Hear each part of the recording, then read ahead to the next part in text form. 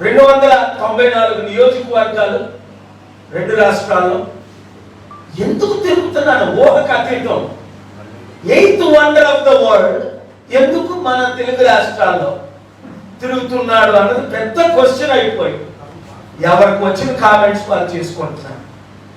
అయితే సెంట్రల్ లో మోదీ, అమిత్ షా రూపాల వారి గవర్నమెంట్ చేస్తున్న అవినీతిని నేను ఎత్తి చూపిస్తున్నప్పటికీ, సేవ్ ఇండియా ఫ్రమ్ మోదీ అని బుక్ రాసినప్పటికీ, నెలకి 1,00,000 కోట్ల అప్పు ఎందుకు చేస్తున్నారని అనేక సార్లు మోదీ గారిని నిలదీసినప్పటికీ, ప్రతిరోజు మోదీ గారు చేస్తున్న తప్పుల్ని నేను ఎత్తి చూపిస్తున్నప్పటికీ నన్ను వారు ఎందుకు వాడుకుంటున్నారు?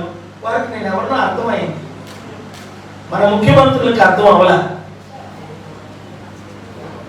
అదే విధంగా గ్లోబల్ పీస్ ఎకనామిక్ సమిట్ గద్దరన్న లాంటి వాళ్ళు, chief secretary IAS Danamayya, Rosaiah, మా ప్రజాశాంతి పార్టీలో చేరిన 120 మంది ఐఏఎస్ ఐపీఎస్ ఎవరు రిపోర్ట్ చేయరు. చీఫ్ సెక్రటరీ దానమయ్య గారు ప్రజాశాంతి పార్టీలో చేరారు. చీఫ్ సెక్రటరీ మాదిగా రోసయ్య గారు, అంటే కులాలకు అతీతం అని చెప్పడానికి. గద్దరన్న గాంధీ కుటుంబాన్ని కాదని, మోదీ కుటుంబాన్ని కాదని, ఆర్ఎస్ఎస్ కాదని, కేసీఆర్ కాదని, కాంగ్రెస్ కాదని ప్రజాశాంతి పార్టీలో అక్టోబర్ 5, 2022 ఎందుకు చేరారు? ఒక్కసారి అర్థం చేసుకోవాలి. ఇంత తెలివైన వాళ్ళు IAS, IPS, IRS, IFS, professors, doctors, engineers ఎంత ఒత్తిడికి గురై ఎందుకు ప్రజాశాంతి పార్టీలో చేరారు? మరి ఎందుకు మీడియా వారిని ఏ రోజైనా ఇంటర్వ్యూ చేయట్లేదు? నిన్న ఒక ఛానల్లో చూస్తుంటే ఆశ్చర్యం కలిగింది. ఎవరిని పిలిచారు అన్నది. బీజేపీకి 1% ఓట్ బ్యాంక్ లేదు ఆంధ్రప్రదేశ్లో. వాళ్ళు పిలుస్తారు. మనకి 54% ఉందని ఎన్టీవీలో, మొన్న TV5 లో 72 to 78% ఓట్ బ్యాంక్ ఉందని మీ ఛానల్లో, TV9, NTV, ABN, V6 అన్ని ఛానల్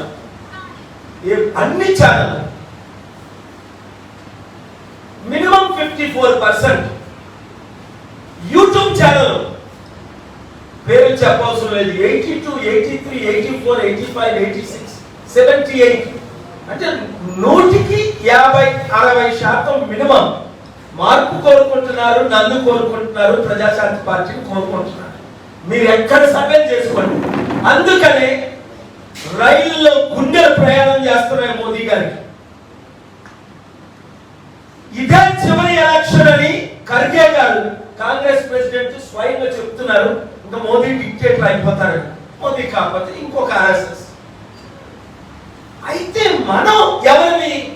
తెలుగు ప్రజలు, ఎన్టీ రామారావు ఫాలోవర్స్. ఆయన ఏ క్యాస్ట్ అవనియండి, ఎవరవనియండి, బడుగు బలహీన వర్గాల కొరకు, పేద ప్రజల కొరకు అలుపు తీరకుండా ఫైట్ ఇచ్చారు.